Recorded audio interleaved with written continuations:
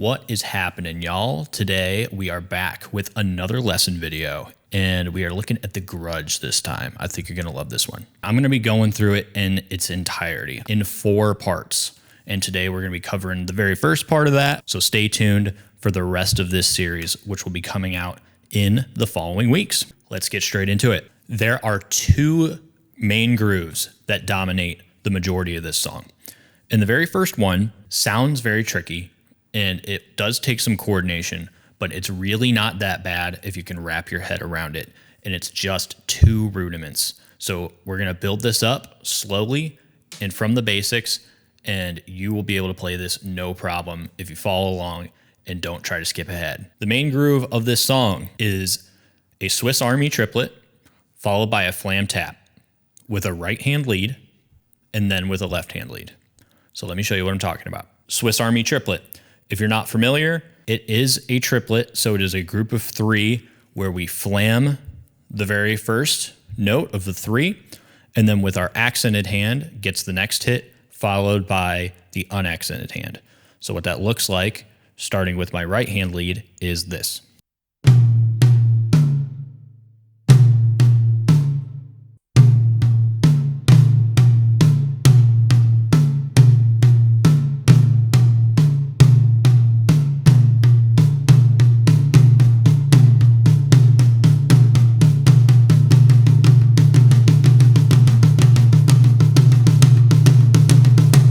Notice again, both hands hit together, followed by the accented hand, and then finally the unaccented hand. Then immediately after that Swiss Army triplet, we have a flam tap. We're doing a flam, hitting with both sticks at the same time, and then the tap comes from the accented hand once again. So that is a pattern of 2. Flam, tap, flam, tap.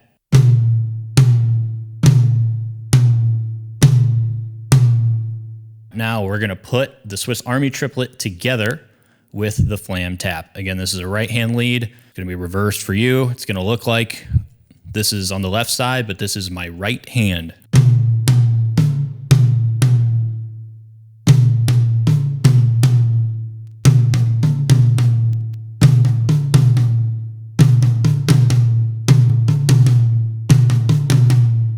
So that's the first half of the groove. Second half is just the mirror image of what we just did, starting with our left hand lead.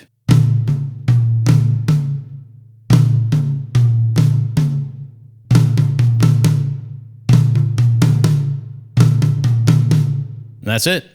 Now I'm gonna put the hands together. Right hand lead, then left hand lead, and we're gonna loop it.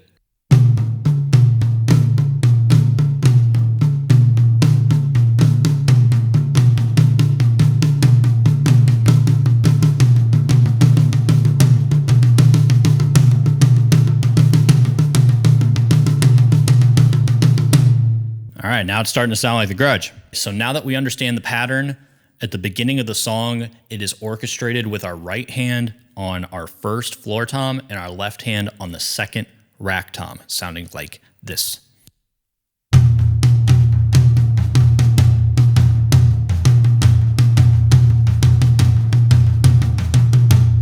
And then the last piece to that puzzle, until we have the whole groove at the beginning of the song here, is we are putting a kick drum on the turnaround of the downbeat.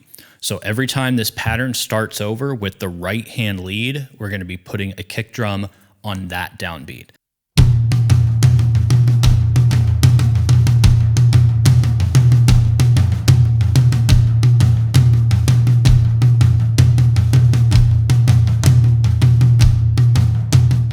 Want to make sure this pattern sinks in. So I'm going to demo that for you with the click track at a slow tempo and then at album tempo.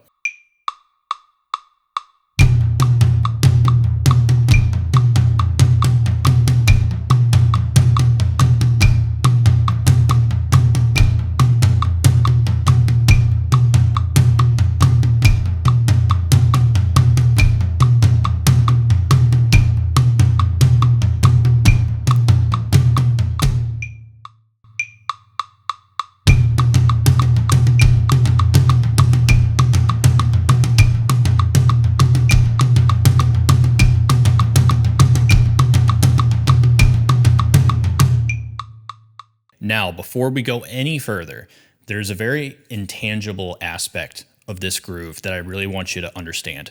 And I personally believe this holds true for all of Danny Carey's drumming. And that is, I don't want you to really think about the pattern that we just went over as the Swiss Army triplet plus the flam tap and, getting too hung up on the rudiments that you're playing.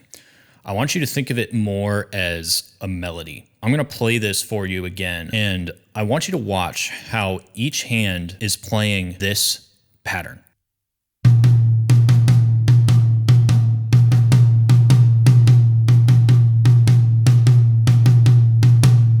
Both hands are playing that exact same pattern, just offset a little bit. And understanding this and hearing that melody, the do do do do do do do do do do do do do do, internalizing that and just being able to feel that pattern and hear that sound is going to help tremendously when we start orchestrating this in more complicated ways around the kit, like we're about to do here. So I'm just going to play that and loop it. I really want you to hear that and understand that little melodic piece that's happening there.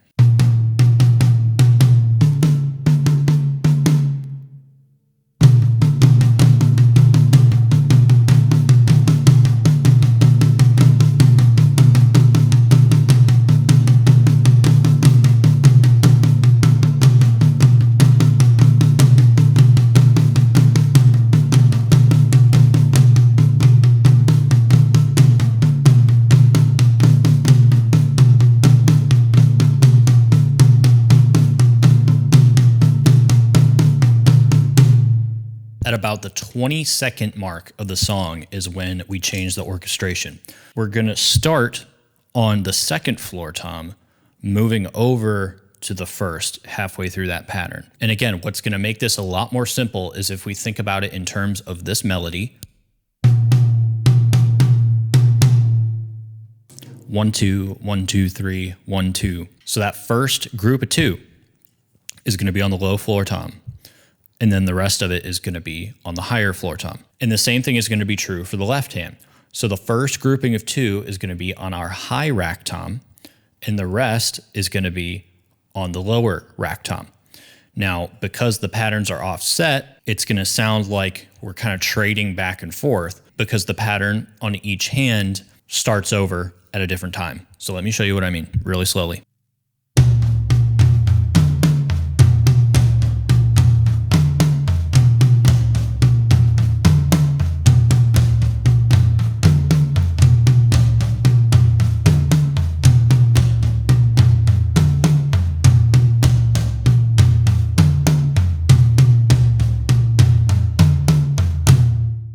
And same deal as before, we're going to add in the kick drum at the very top of that pattern when it repeats with the right hand lead, and that is going to sync up when your hand hits the low floor tom.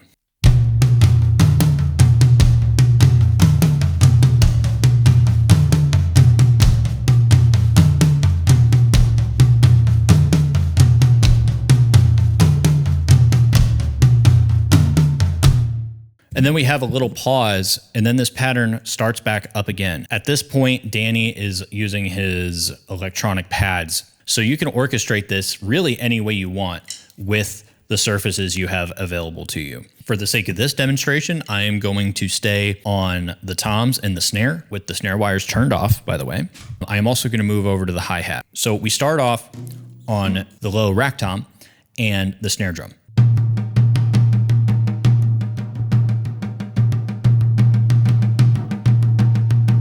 And that's going to be kind of at a lower dynamic too. We're going to just kind of simmer in there. With your right hand pattern, the first grouping of 2 is going to alternate surfaces. So what I mean is your high floor tom is going to get that first grouping of 2, and then you're going to do the rest of it on your low rack tom. And then the next time we come around on that pattern with the right hand lead, we're going to do the first 2 notes on the high rack tom. So this is what that sounds like isolated with the right hand.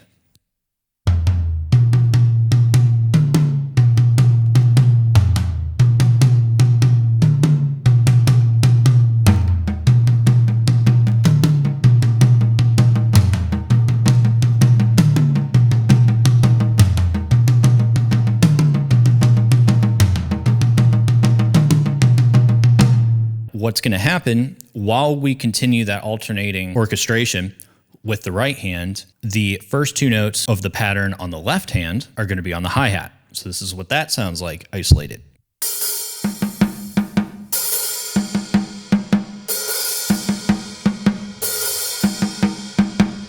Alrighty, now both hands together.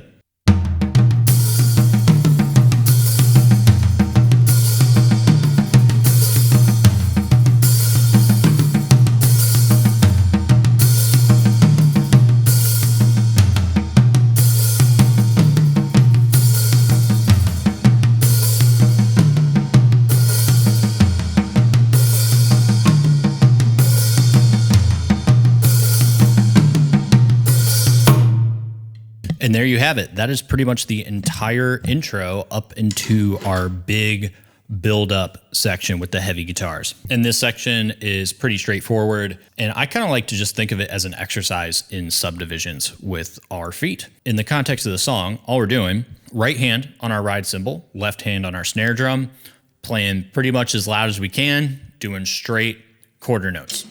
And as that moves along, we start with quarter notes on the kick drum, and every other quarter note, we up the subdivision.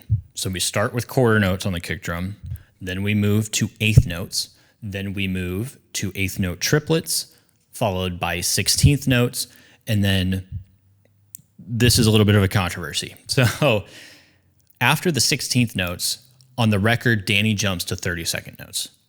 That's very fast. Personally, I don't have the double kick chops for that at this point in my drumming journey.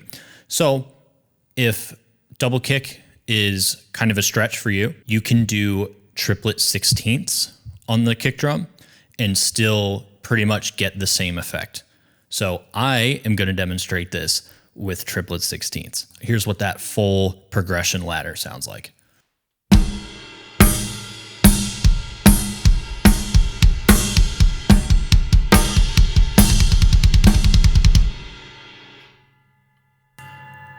I just played 32nd notes. Now I'm going to do it with triplet 16ths at the end.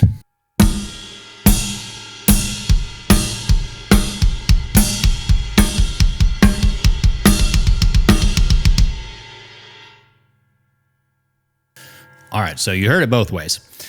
Now with the click, I am going to stick with the triplet 16ths and demonstrate that for you, both at a lower tempo and then at album tempo.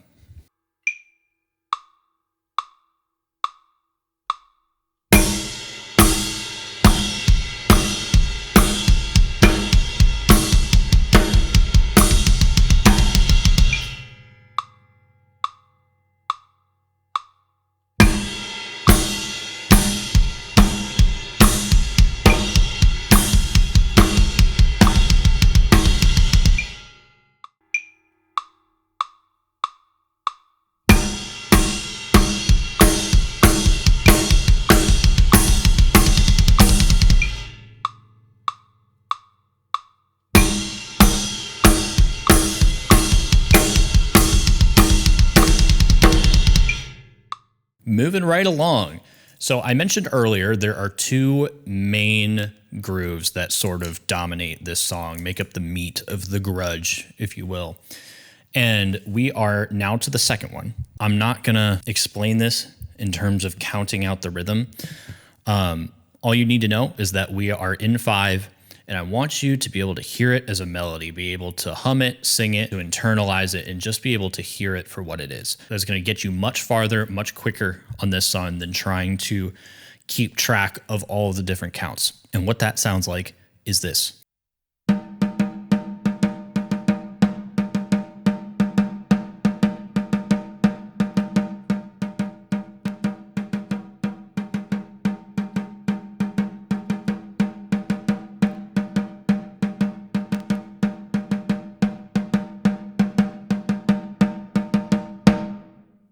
That's it. So it starts on the snare drum and it's kind of a slow crescendo. I want you to learn it and be able to play it with one hand, because as we get further into the song, this once again starts progressing, and we're going to have it orchestrated on the kit where we're doing that exact same rhythm in unison on different surfaces at the same time, like this.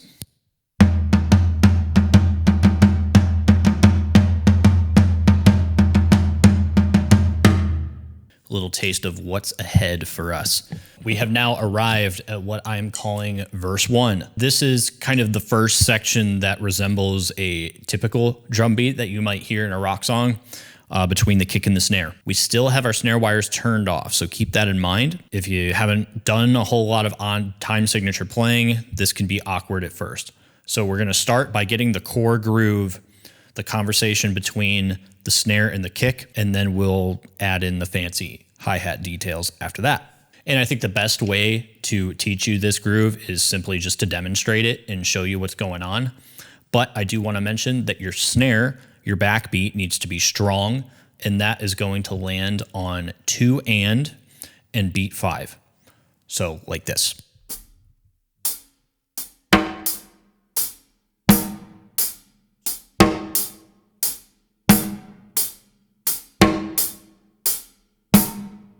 Now I'm going to add in the kick drum. And again, I'm just going to keep a steady 8th note on the hi-hat. We're not going to worry about the details just yet. Here is the core groove.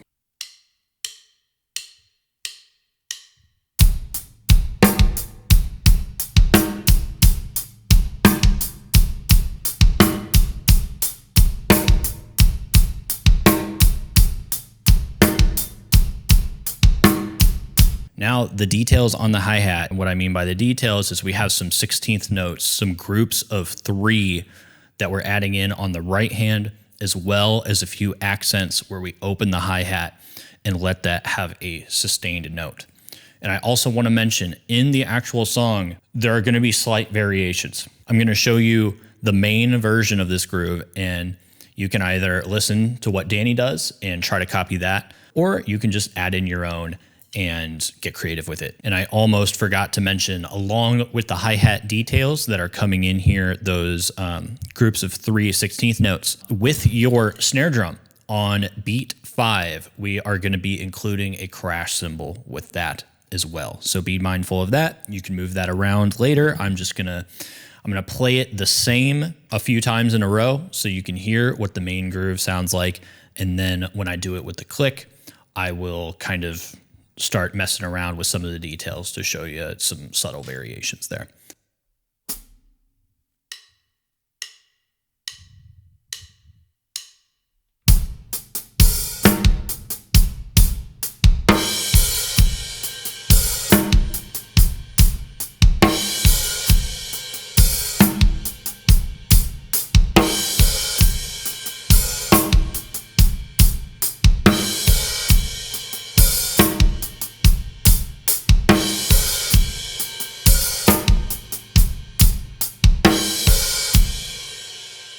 All right, so now I'm going to play that same part again, this time with the click track and adding in those variations.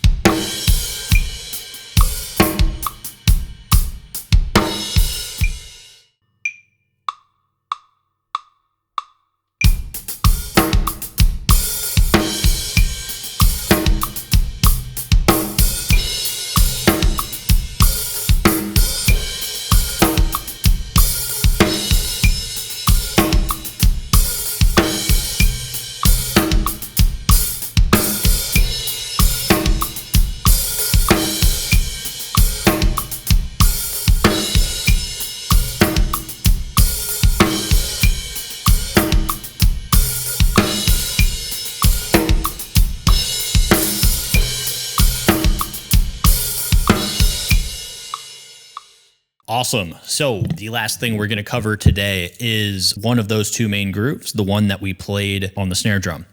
We are now going to move that to our lowest floor tom, and we are going to do the exact same thing in unison as promised with the left hand. And here's how that looks and sounds.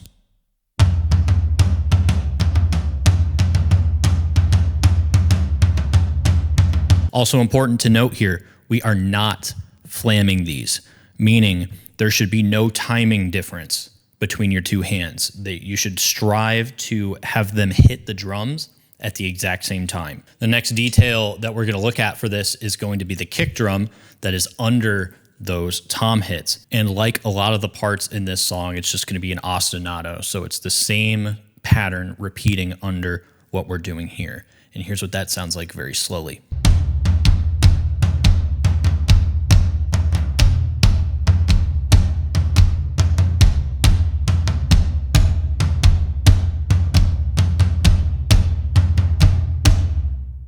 And once we have that kick drum feeling comfortable in there, there's only one more detail until we're done with this section, and that is simply adding a crash on the downbeat.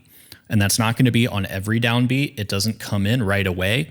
It's about halfway through the section that Danny starts adding the crashes on beat 1. You can catch whichever crash you want, doesn't matter. Whichever hand is not hitting the crash cymbal, we want to make sure that's also hitting the floor tom that it would normally be hitting, so that we keep that groove moving along and we don't lose the power under the crash.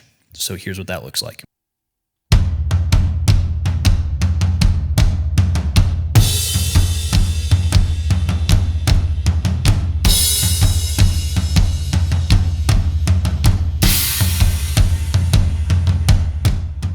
And the very last thing is we cap that section off by taking the pattern that we were doing on the toms and just spreading it around the cymbals. We're going to lose the kick drum. It's just our two hands. You can just move them across the cymbals, hi-hat, crashes, ride. We're just taking that exact same thing and orchestrating it differently. Pretty straightforward part there. So now I'm going to back up and cover the floor toms going into the cymbals as played on the record along to the click at both tempos. Here's that.